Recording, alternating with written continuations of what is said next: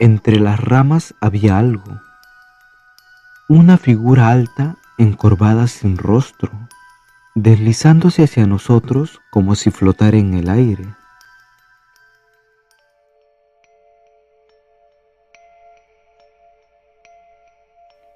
Muy buenas noches, comunidad.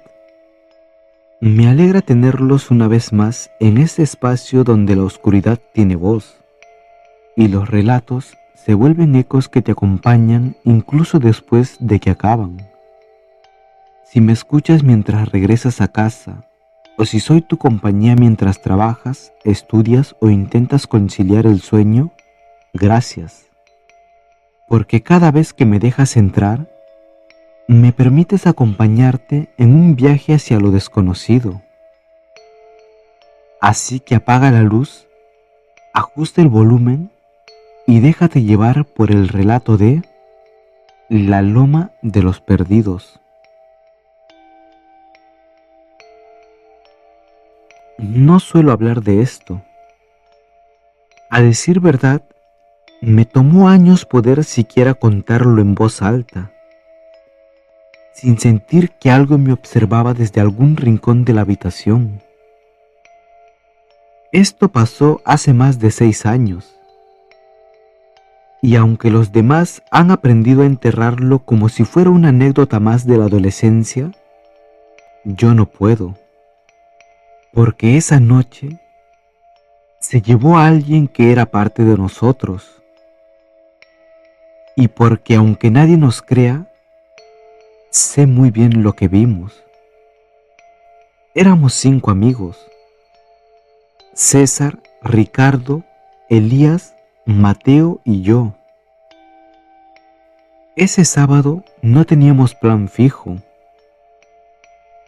Solo queríamos alejarnos un poco de la ciudad, tomar unas cervezas y hablar de cualquier cosa sin que nuestras familias nos molestaran. Fue idea de Elías ir a la loma.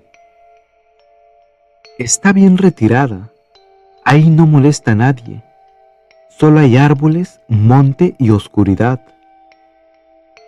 La loma era un terreno abandonado a las afueras de un pueblo olvidado. Algunas personas decían que en ese cerro se aparecía el diablo. Otras que era tierra maldita desde tiempos prehispánicos.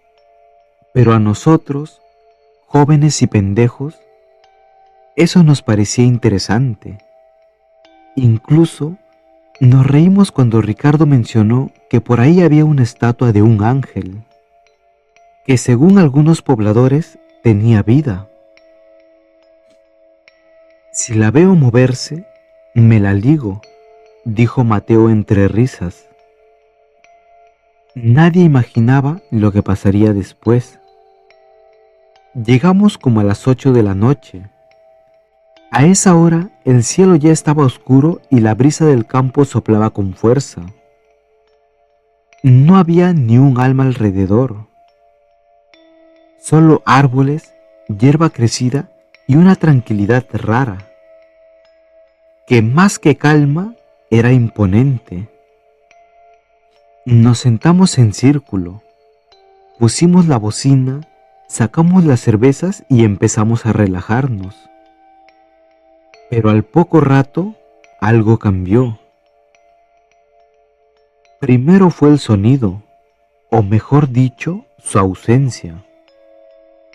Los grillos se callaron, el viento se detuvo, y por un momento sentí que el silencio era tan profundo que podía escuchar el latido de mi corazón. Mateo fue el primero en notarlo. ¿Ya no oyen los grillos? ¿Y la música?, preguntó Ricardo. La bocina seguía encendida, pero el sonido se había ido. Luego vino una sensación, como si algo estuviera a unos metros entre los árboles observándonos. Y no era paranoia. Todos volteamos al mismo tiempo hacia el mismo punto en la oscuridad. Ahí entre las ramas había algo. No sé cómo explicarlo. No tenía una forma clara. Era como una figura grande, de casi 2 metros encorvada, con extremidades largas pero sin rostro, como una silueta deformada hecha por la oscuridad. Se movía despacio, como si no caminara, sino que se deslizara por el aire. Nadie habló por varios segundos, solo mirábamos, hasta que César se puso de pie, sacó una linterna y apuntó hacia la figura. No había nada, pero entonces lo escuchamos. Un gruñido bajo, como si viniera desde una garganta que no era humana, y luego una risa. Dios mío, esa risa. No era una carcajada, era como si algo se burlara del lenguaje humano intentando imitar una risa, pero sin entender realmente qué era. Mateo fue el primero en correr, luego Elías y luego yo. Pero César no se movía. Ricardo volvió por él. Grité sus nombres, pero solo vi a Ricardo llegar junto a César.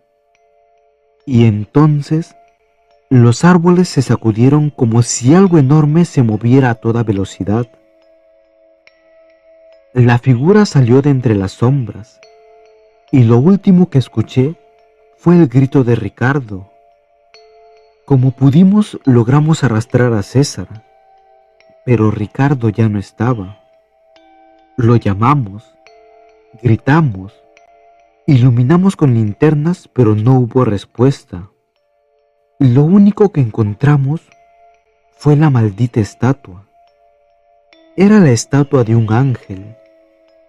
Tenía el rostro roto, las alas cubiertas de polvo y moho, pero lo más extraño era que parecía haber sido colocado ahí a propósito, como si alguien hubiera querido vigilar ese lugar. Al pie de la estatua había una inscripción tallada a mano. A los que vean más de lo que deben ver, el guardián se los llevará. Salimos de ahí asustados, sucios y con el alma partida. Fuimos directo a la policía, pero nadie nos creyó. Dijeron que Ricardo probablemente se había perdido, o que estaba drogado y se había ido. Volvimos con un grupo de búsqueda, pero no hallaron nada. Pasaron días, luego semanas y luego meses. Un día encontraron los pantalones de Ricardo, junto a un zapato y parte de su mochila, pero no había cuerpo. No había sangre, solo estaban ahí, a unos 20 metros de donde habíamos estado esa noche. Después comenzaron los rumores. Gente del pueblo decía que eso no era la primera vez que pasaba, que en los años 60 varios jóvenes habían desaparecido en esa misma loma. Unos decían que era el diablo, otros que era un nahual. Algunos creían que la estatua del ángel era un sello, y que ese sello se había roto. César cayó en depresión y nunca volvió a hablar más del tema. Elías se mudó a otra ciudad. Mateo dejó de salir de noche. Y yo cada vez que paso cerca de ese lugar, siento lo mismo que esa noche. Esa maldita sensación de que algo te observa, de que entre los árboles, en algún rincón oscuro, hay unos ojos acechando, esperando el momento perfecto para atacar. La última vez que pasé por ahí, lo juro por todo lo que amo, la estatua había cambiado de posición. Tenía la cabeza girada, apuntando hacia mí. Nadie volvió jamás a esa loma. Ahora le dicen la loma de los perdidos. Y aunque han pasado 6 años, a veces cuando sueño con esa noche, escucho esa risa. Y sé que Ricardo aún está allá, en algún lugar de ese monte.